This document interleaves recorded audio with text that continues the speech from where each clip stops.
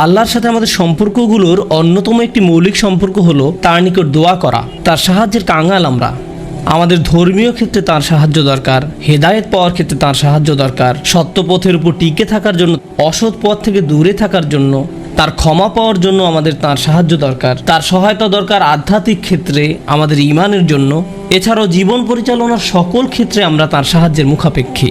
আমাদের পারিবারিক বিষয়ে তার সাহায্য দরকার, অর্থনৈতিক ক্ষেত্রে তার সাহায্য প্রয়োজন আমাদের। আপনাদের মাঝে অনেকেই এমন আছেন যারা ভয়ঙ্কর অর্থনৈতিক সমস্যায় নিমজ্জিত। কেউ আপনার সমস্যার কথা বুঝে না, একমাত্র আল্লাহ এবং আপনি ছাড়া আর কেউ বুঝে না। আপনি আপনার সমস্যার কথা কাউকে বোঝাতে ব্যর্থ হয়েছেন, তারা বুঝে না। একমাত্র আল্লাহ ছাড়া আর কেউ জানে না আপনি কি মুসিবতে জীবন অতিবাহিত করছেন। আমাদের সকলেরই কোনো না কোনো সমস্যা রয়েছে। আল্লাহ নিজেই দুনিয়ার জীবনের এই বাস্তবতার কথা কোরআনে উল্লেখ করেছেন। তিনি বলেন, লাকাদ খালাকনাল ইনসানা ফি কাবাদ, নিশ্চয়ই আমি মানুষকে শ্রম নির্ভর রূপে সৃষ্টি করেছি। হয় আপনি মানসিকভাবে পরিশ্রান্ত, না হয় ইমোশনালি আপনি ক্লান্ত। অতিরিক্ত কাজের চাপে আপনি পরিশ্রান্ত, শারীরিকভাবে আপনি ক্লান্ত, স্বাস্থ্যগত দিক দিয়ে আপনি পরিশ্রান্ত, বয়সের ভারে আপনি ক্লান্ত। আপনার সমস্যা থেকে বের হয়ে আসার জন্য অনেক সমাধান খুঁজছেন, কিন্তু কিছুই কাজ করছে না। এভাবে আপনার সৃজনশীলতাও একসময় নষ্ট হয়ে যায়। আমরা সবসময় পরিশ্রান্ত জীবনযাপন করছি, আমরা প্রতিনিয়ত কোনো না কোনো সমস্যায় জর্জরিত। এই সমস্যাগুলো আমাদের চিন্তা শক্তির বেশিরভাগ অংশ দখল করে রাখে। অনেক সময় ইতিবাচক চিন্তা করার জন্য নিজের উপর জোর খাটাতে হয়, কারণ আপনি যদি জোর করে ইতিবাচক চিন্তা না করেন, তাহলে নেতিবাচক চিন্তাগুলো সবসময় এসে আপনার মাথায় জড়ো হয়ে থাকে। সব সমস্যা যেগুলো সমাধান দরকার, এগুলো নিয়েই আমরা সবসময় চিন্তামগ্ন থাকি। আল্লাহর সাথে আমাদের সম্পর্কগুলোর একটি হলো আমরা যেন আমাদের সমস্যাগুলো সমাধানের জন্য তার নিকট দোয়া করতে পারি। আমাদের যা যা দরকার আমরা যেন সেটা তার নিকট চাইতে পারি। তো আজ আমি যে বিষয়টি নিয়ে কথা বলতে চাই, এমন একটি সিক্রেট উপাদান যার মাধ্যমে আমরা আল্লাহর নিকট যা ইচ্ছা তাই চাওয়ার সামর্থ্য অর্জন করতে পারি। আমরা সবাই বিভিন্ন জিনিস আল্লাহর কাছে চাই, আর সেটা হতে পারে আল্লাহ এবং বান্দার মাঝে একান্ত গোপন কোনো ব্যাপার। আপনি যদি আসলেই আল্লাহর নিকট থেকে আপনার দোয়ার উত্তর আশা করেন, তাহলে কিছু শর্ত আগে পূরণ করতে হবে। আর তার মাঝে অন্যতম একটি গুরুত্বপূর্ণ ব্যাপার যা কোরআনের সর্বত্র বিশেষ জোর দেওয়া হয়েছে, তা হলো আমাকে এবং আপনাকে সবার আগে আল্লাহর নিকট নিঃশর্ত ক্ষমা চাইতে হবে। তার নিকট কোনো কিছু চাওয়ার পূর্বে আপনাকে ক্ষমা চাইতে হবে। আপনাকে ক্ষমা চাইতে হবে। আপনার যে প্রয়োজনগুলো আছে সেগুলো চাওয়ার পূর্বে আমাদেরকে আল্লাহর নিকট পরিপূর্ণ আন্তরিকতার সাথে ক্ষমা চাইতে হবে। এটা শোনার পর আপনি হয়তো জিজ্ঞেস করতে পারেন, ক্ষমা চাওয়ার জন্য কোন দোয়া পড়তে হবে, বা ক্ষমা চাওয়ার জন্য শ্রেষ্ঠ দোয়া কোনটি? মানুষ বিভিন্ন অকেশনে বিভিন্ন রকমের দোয়া পড়ে। যেমন কোনো সন্তান সম্ভবা মা এসে জিজ্ঞেস করে, কিছুদিনের মধ্যে আমার বাচ্চা হবে, এখন আমার বাচ্চার জন্য কোন দোয়াটি আমি পড়তে পারি? অথবা কেউ একজন এসে বলতে পারে যে আমি চাকরির ইন্টারভিউ দিতে যাচ্ছি, কোন দোয়াটি আমি এখন পড়তে পারি? আমাকে বিশেষ বিশেষ সময় উপলক্ষে বিশেষ বিশেষ দোয়া প্রদান করুন। আমি আপনাদের বলছি, বিশেষ সময়ের ওই দোয়াগুলো অবশ্যই গুরুত্বপূর্ণ, কারণ সেগুলো পবিত্র এবং আল্লাহর কাছ থেকে অবতীর্ণ। কিন্তু সকল সমস্যার ক্ষেত্রে কমন দোয়া হলো যে একটি দোয়া আপনার সকল সমস্যা দূর করবে, তা হলো সত্যিকার অর্থে আল্লাহর নিকট ক্ষমা প্রার্থনা করা। নূহ আলাইহিস সালাম তার জাতিকে আল্লাহর নিকট ডেকেছিলেন 900 বছরেরও বেশি সময় ধরে। তিনি তাদের নিকট অবিরাম দাওয়াত দিয়ে গেছেন। তার নবুয়তি জিন্দেগির শেষ দিকে এসে তিনি পেছনে ফিরে দেখেন এবং তিনি তাদের নিকট যে বার্তাটি দিতে চেয়েছিলেন তার একটা সারাংশ দাঁড় করিয়েছেন। তিনি তাদের উদ্দেশ্যে শুধু একবার বা দুইবার কথা বলেননি। লাইলান ওয়া নাহারা দাউতু কওমি লাইলান ওয়া নাহারা, তিনি বলেন, হে আমার পালনকর্তা, আমি আমার সম্প্রদায়কে দিবারাত্রি দাওয়াত দিয়েছি। তিনি রাতেও কোনো বিরতি নেননি। কোরআনের একটি সূরা তার নামে নামকরণ করা হয়েছে, সূরাত নূহ। সেখানে এই গোটা সময় ধরে যে তার সম্প্রদায়কে তিনি দাওয়াত দিয়ে গেছেন তার একটা সারমর্ম তুলে ধরা হয়েছে। আমি তোমাদের কাছ থেকে কি আশা করেছিলাম? কুল্লামা দাআউতু লিতাগফিরা লাহুম। আর এই গোটা সময় ধরে আমি তাদেরকে এই ধর্মের দিকে আহ্বান করেছি যেন আপনি তাদেরকে ক্ষমা করেন ইয়া রব, যেন আপনি তাদেরকে ক্ষমা করেন ইয়া রব। আমি ঠিক এই কথাগুলো তাদের বারবার বলেছি। ফাকুলতু ইস্তিগফারু রাব্বাকুম, অতঃপর বলেছি তোমরা তোমাদের পালনকর্তার ক্ষমা প্রার্থনা করো। ইন্নাহু কানা গফফারা, নিশ্চয়ই আল্লাহ হলেন এমন সত্তা যিনি বারবার ক্ষমা করতে থাকেন। এরপর তিনি যা বলছেন তা খুবই অসাধারণ। আমি চাই আপনারা এই বিষয়টা উপলব্ধি করুন যে তিনি কোন ধরনের মানুষগুলোর উদ্দেশ্যে কথা বলছিলেন। তিনি ইতিহাসের অন্যতম খারাপ একটা সম্প্রদায়ের উদ্দেশ্যে কথা বলছিলেন। নূহ আলাইহিস সালামের সম্প্রদায়কে পৃথিবীর অন্যতম চরম অবাধ্য জাতিগুলোর একটি হিসেবে বর্ণনা করা হয়েছে। সূরাতুজ জারিয়াতে আল্লাহ বিভিন্ন জাতি সম্পর্কে বর্ণনা করেছেন যারা আল্লাহর বিরুদ্ধে, তাদের নিকট প্রেরিত রাসূলদের বিরুদ্ধে বিদ্রোহ ঘোষণা করেছিল। ফলে তাদের ধ্বংস করে দেয়া হয়েছিল। সূরা আন-নাজমে যখন নূহ আলাইহিস সালামের জাতির কথা আসলো, তিনি বললেন ওয়া কওমু নূহিম মিন ক্বাবলু ইন্নাহুম কানু হুম আযলামু ওয়া আতগা। আর পূর্বে নূহের কওমকেও, নিশ্চয়ই তারা ছিল অতিশয় জালিম এবং চরম অবাধ্য। বিষয়টা যৌক্তিক মনে হয়। অন্য সকল নবীর মতো শুধু এক প্রজন্মের জন্য তাদের নবী ছিলেন না, প্রতি শতাব্দীতে ৩-৪ প্রজন্ম মানুষের জন্য শতাব্দীর পর শতাব্দী ধরে তাদের একজন নবী ছিল। প্রতি ২০ বছর পর পর নতুন নতুন প্রজন্মের আবির্ভাব ঘটে। আর নূহ আলাইহিস সালাম এটা দেখেছিলেন শতাব্দীর পর শতাব্দী ধরে। প্রতি ২০ বছর পর পর নতুন নতুন প্রজন্মের আবির্ভাব ঘটে। তিনি ৪০ থেকে ৫০ প্রজন্মের মানুষদের দেখেছিলেন, আর তারা সবাই তাকে প্রত্যাখ্যান করেছিল। আর তিনি সকল প্রজন্মকে একই দাওয়াত দিয়ে যাচ্ছিলেন। একটি উদ্দেশ্যকে সামনে রেখে আমি এই বিষয়টির উপর আলোকপাত করছি। তিনি চরম অবাধ্য এক জাতির উদ্দেশ্যে কথা বলছিলেন। তাদের নিকট তিনি কি প্রস্তাব তুলে ধরেন? তিনি বলেন ইস্তিগফারু রাব্বাকুম, তোমাদের রবের ক্ষমা প্রার্থনা করো। ইন্নাহু কানা গফফারা, তোমরা বারবার আল্লাহর অবাধ্যতা করছিলে, তিনি বারবার ক্ষমা করতে থাকেন। তোমরা বারবার আল্লাহর অবাধ্যতা করছিলে, আল্লাহ বারবার ক্ষমা করতে থাকেন। কিন্তু তার প্রস্তাব এখানেই থেমে থাকেনি। তিনি বলেন ইউরসিলুস সামা আলাইকুম মিদরারা। এখানে ইউরসিলু হলো জওয়াবে আমর। এর মানে হলো যদি তোমরা তার নিকট ক্ষমা প্রার্থনা করো, তাহলে আল্লাহ তোমাদের জন্য আসমানের দরজা খুলে দিবেন, আর এটা তোমাদের উপর অজস্র ধারায় করুণা বর্ষণ করবে। এর দ্বারা বৃষ্টিও বোঝানো হতে পারে, কিন্তু পরিহাসের বিষয় হলো এখানে বৃষ্টি দ্বারা বন্যা ইঙ্গিত করা হয়নি, যদিও সব শেষে বন্যা কবলিত হয়েছিল নূহ আলাইহিস সালামের জাতি। এই আয়াতে আল্লাহ ভিন্ন ধরনের বৃষ্টির কথা বলেছেন। যদি তারা ক্ষমা প্রার্থনা করত, যে বৃষ্টি তাদের ধ্বংস করে দিয়েছিল সেই বৃষ্টি হতে পারত তাদের জন্য জীবন আহরণকারী। তারা বৃষ্টির জন্য প্রার্থনা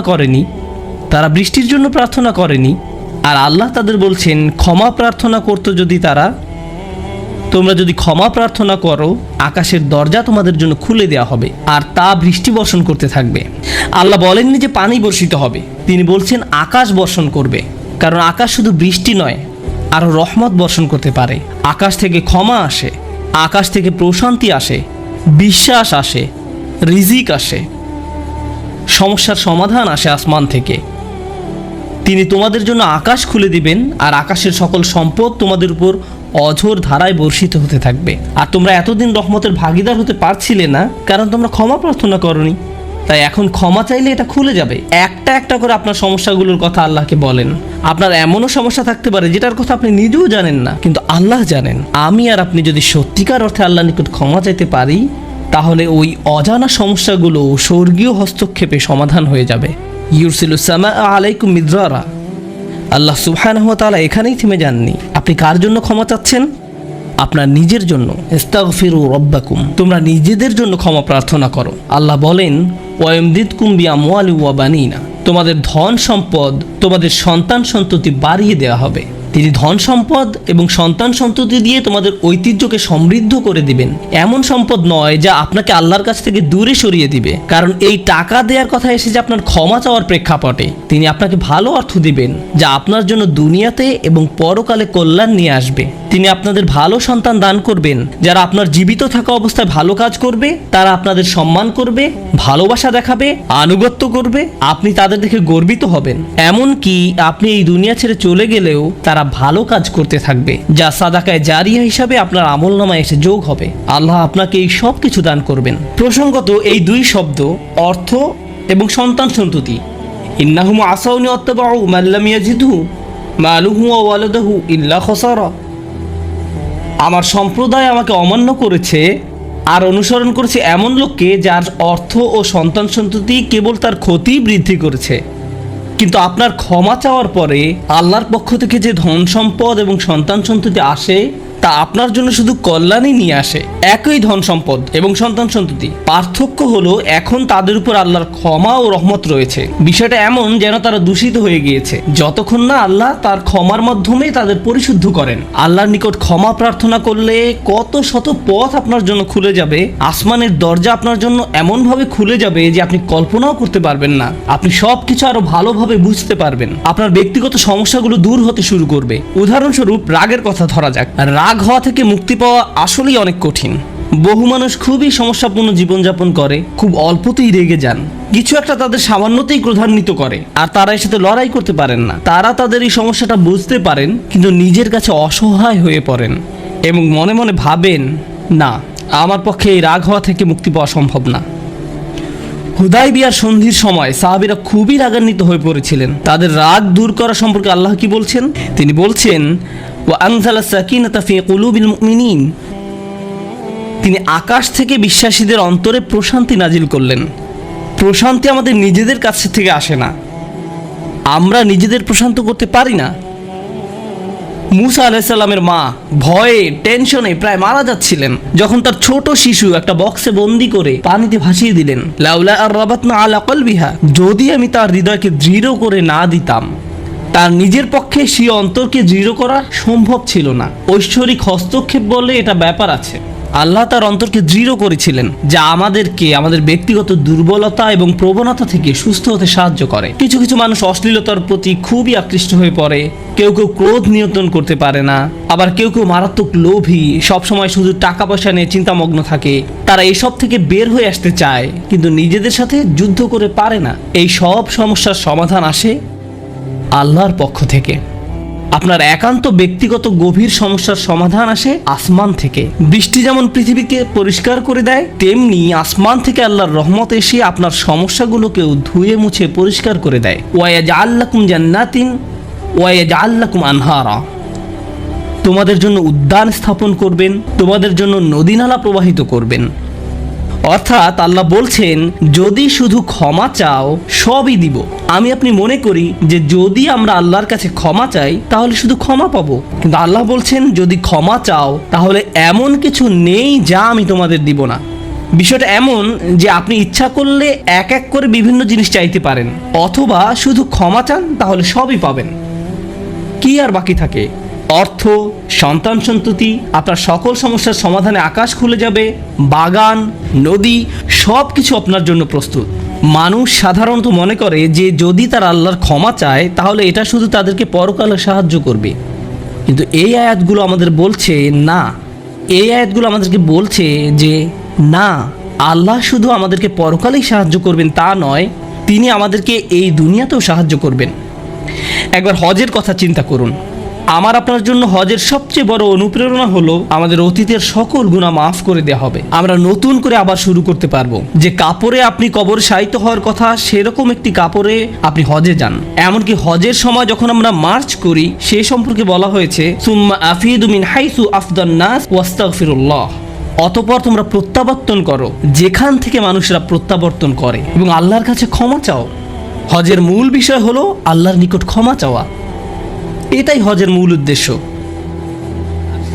আর সেই হজের সময় আমরা কি দোয়া করি? রব্বানা আতিনা ফিদ দুনিয়া হাসানা ওয়া ফিল আখিরাতি হাসানা ওয়া ফিল আখিরাতি হাসানা। প্রতিটি তাওয়াফে একই দোয়া পাঠ করা হয়, যা কোরআনে মাজিদে এসেছে। রব্বানা আতিনা ফিদ দুনিয়া ওয়া ফিল আখিরা ও রব্বানা আতিনা ফিদ দুনিয়া হাসানা ওয়া ফিল আখিরাতি হাসানা। আমাদেরকে এই দুনিয়ার কল্যাণ এবং পরকালের কল্যাণও দান করুন। অন্য কথায়, এই দুনিয়ায় আমাদেরকে এমন কল্যাণ দান করুন যা পরকালের কল্যাণকে নিশ্চিত করবে। এরকম কিছুর অস্তিত্ব রয়েছে, আর এই সব কিছু আমরা তখনই পাব যখন আপনি আন্তরিকতার সাথে আল্লাহর নিকট ক্ষমা চাইব। খুতবার এই অংশটার উদ্দেশ্য ছিল আপনাদের নিকট ক্ষমা চাওয়ার কিছু উপকারিতা তুলে ধরা, ক্ষমা চাওয়ার লক্ষ্য বর্ণনা করা। কিন্তু আমরা এখনো বলিনি যে কিভাবে ক্ষমা চাইব। কেউ কেউ কৃত্রিম উপায়ে ক্ষমা চায়, আস্তাগফিরুল্লাহ আস্তাগফিরুল্লাহ আস্তাগফিরুল্লাহ।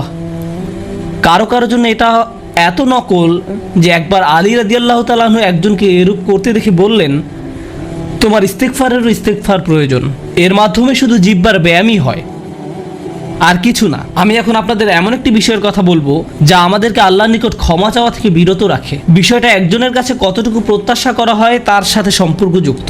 কিছু কিছু মানুষ মনে মনে এই সিদ্ধান্তে উপনীত হয়ে যায় যে আমি সারা জীবন ধরে অসংখ্য পাপে নিমজ্জিত ছিলাম, আল্লাহ মনে হয় আমাকে খুব একটা পছন্দ করেন না। কোনো কোনো মানুষ এমনকি এত দূর পর্যন্ত চলে যায় যে বলে ওঠে, আল্লাহ আমাকে পছন্দ করেন না, আল্লাহ আমার উপর খুবই রাগান্বিত। আমি জানতাম আল্লাহ এই কাজগুলো আমাকে করতে নিষেধ করেছেন, কিন্তু তারপরও আমি করেছি। শুধু একবার নয়, বহুবার এই খারাপ কাজগুলো করেছি।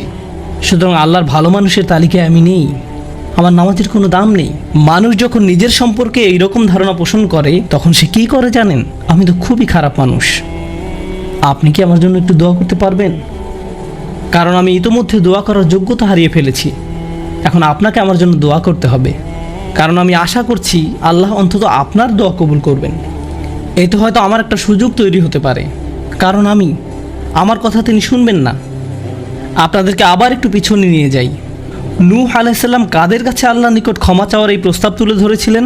নূহ আলাইহিসসালাম কি এমন মানুষদের নিকট এই প্রস্তাব তুলে ধরেছিলেন যারা সারা রাত মসজিদে কাটাতো, যারা প্রতি বছর হজ পালন করতে যেত, রোজা রাখতো এবং অন্যান্য সৎ কাজ করত? না, নূহ আলাইহিসসালাম ক্ষমা পাওয়ার এই প্রস্তাব তুলে ধরেন ইতিহাসের অন্যতম একটি বিদ্রোহী সম্প্রদায়ের প্রতি, যারা প্রজন্মের পর প্রজন্ম ধরে বিদ্রোহী ছিল। তিনি তাদের বলেন, তোমরা যদি শুধু ক্ষমা চাও, আল্লাহ শুধু তোমাদের ক্ষমা করবেন তাই নয়, বরং তিনি তোমাদের জন্য আকাশের ধনভাণ্ডার খুলে দেবেন। নিজের সম্পর্কে এমন বলবেন না যে আমি অনেক দূরে হারিয়ে গেছি, যদি কিছু হয় তা হবে আমার মায়ের দোয়াতে বা অন্য কারো দোয়াতে। আপনার মনের এমন অবস্থার সুযোগ গ্রহণ করে শয়তান, মানুষের মনের হতাশাজনক পরিস্থিতির সুযোগ গ্রহণ করে শয়তান, আর এর মাধ্যমে তাকে শিরকে নিমজ্জিত করে। এই হতাশা শিরকের একটি দরজা। কেন জানেন? তখন মিথ্যা ধর্ম আসে এবং আপনাকে বলে আপনি তো অনেক বড় পাপী, আপনার পক্ষে ক্ষমা পাওয়া সম্ভব নয়। যিশুকে বলুন আপনাকে ক্ষমা করে দিতে। আপনি যিশুর সাথে ভালো সম্পর্ক করুন, তিনি আল্লাহর সাথে আপনার সম্পর্ক ভালো করে দিবেন। আল্লাহ এবং আপনার মাঝখানে যিশু এসে দাঁড়াবে, অথবা তারা অন্য কাউকে মাঝখানে দাঁড় করাবে, বলবে অমুক পীর, তার কবরের কাছে গিয়ে কিছু চকলেট রাখো। তাহলে তিনি আল্লাহকে বলবেন আপনার সমস্যার সমাধান করে দিতে। আপনি এখন আল্লাহর সাথে কথা বলতে পারবেন না, কিন্তু ওই পীর তিনি আল্লাহর প্রিয় বান্দা, তাই আপনি তার মাধ্যমে আল্লাহর কাছে আপনার দরখাস্ত পেশ করুন। এভাবে শিরকের দরজা খুলে যায়। অন্য কথায়, আল্লাহর সাথে আমাদের সরাসরি যোগাযোগের মূল বিষয়টি তাওহীদের মানেই হলো সরাসরি যোগাযোগ। লা ইলাহা ইল্লাল্লাহ একই কথা বলে, আর এই সব কিছুর মূল কথা হলো আপনার যা প্রয়োজন তা সরাসরি আল্লাহর নিকট প্রার্থনা করুন। যে বিষয়টি আমাদের সকল প্রয়োজন পূরণ করবে তা হলো আল্লাহর নিকট ক্ষমা প্রার্থনা করা। এখন এই ক্ষমা চাওয়াটা দুইভাবে হয়ে থাকে, জিহ্বার মাধ্যমে ক্ষমা চাওয়া এবং অন্তরের মাধ্যমে ক্ষমা চাওয়া। মানুষ সাধারণত নিজের পক্ষে যুক্তি দিয়ে থাকে। আমি যদি কোনো কারণে আপনার সমালোচনা করি, যেমন ধরুন কাউকে বললাম, এই যে আমি আপনাকে অমুক অমুক কথা বলতে শুনেছি, সে তাৎক্ষণিক হয়তো বলে উঠবে, এক্সকিউজ মি, আমি এমনটা বোঝাতে চাইনি, আপনি তো পুরো ঘটনাটা জানেনই না। আপনি সাথে সাথে নিজের পক্ষে যুক্তি দিতে শুরু করেন, আত্মরক্ষামূলক হয়ে ওঠেন। বালিল ইনসানু আলা নাফসিহি বাসীরা ওয়ালাউ আলকা মাআযিরা। মানুষ নিজের সম্পর্কে সুধারণা পোষণ করে, তারা প্রচুর অজুহাত দেখায়। আপনি যদি আসলেই আল্লাহর ক্ষমা চান, আপনাকে নিরিবিলি একটা সময় খুঁজে পেতে হবে। যদি আরবিতে দোয়া করতে না পারেন, কোনো সমস্যা নেই, আপনি শুধু পাঞ্জাবি, বাংলা, বাহাসা বা উর্দু জানেন, কোনো ব্যাপার না।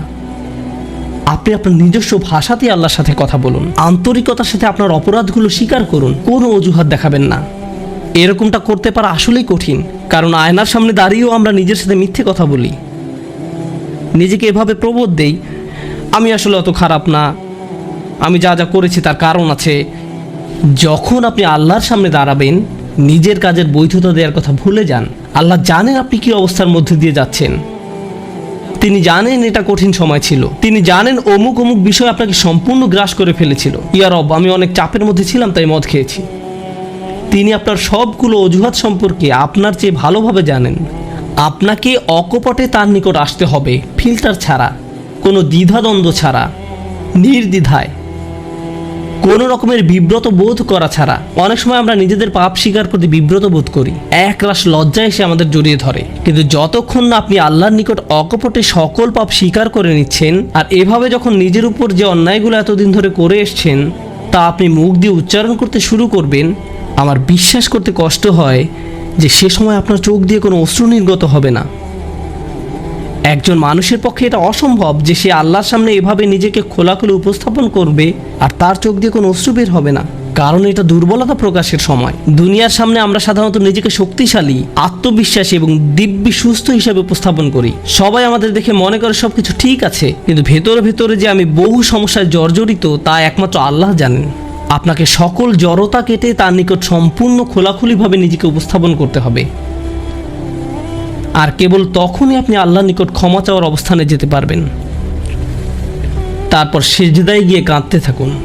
তখন এটা শুধুমাত্র আস্তাগফিরুল্লাহ আস্তাগফিরুল্লাহ বলার মতো হবে না, এটা হয়ে উঠবে আল্লাহর সাথে একটি সত্যিকারের কথোপকথন, আল্লাহর নিকট সত্যিকার অর্থে পাপ স্বীকার। এটা খুবই শক্তিশালী একটা অনুশীলন, চেষ্টা করে দেখুন। আপনাকে একটা নিরিবিলি সময় খুঁজে পেতে হবে। নিশ্চিত করুন যে কেউ আপনার কথা শুনছে না।